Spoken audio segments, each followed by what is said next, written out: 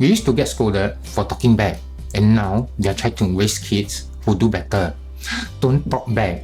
That phrase haunted our childhood. The moment we disagree with something, even respectfully, boom.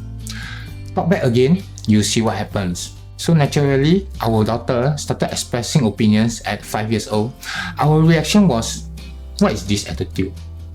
And when we took a step back and asked, what if that's not rudeness? And what if that's just her voice?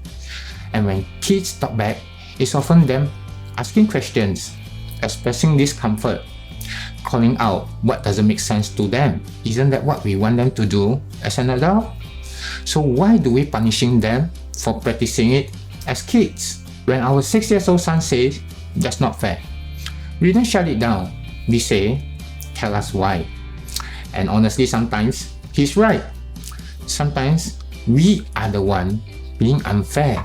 Now, let's be clear. We don't allow yelling, insult, or rude tones.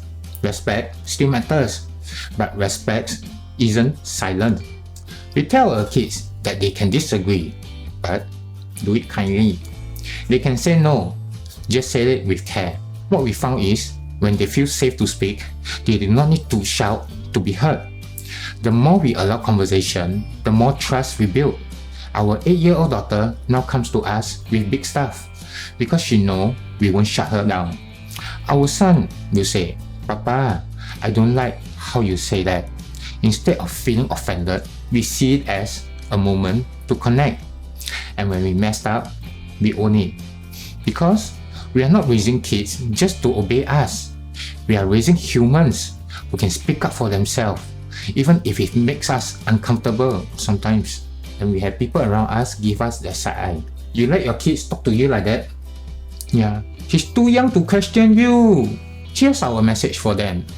If your kids never learn to talk back to you, and what happens when someone really dangerous come along, or when that someone who pressure them, manipulate them, will they have the courage to speak?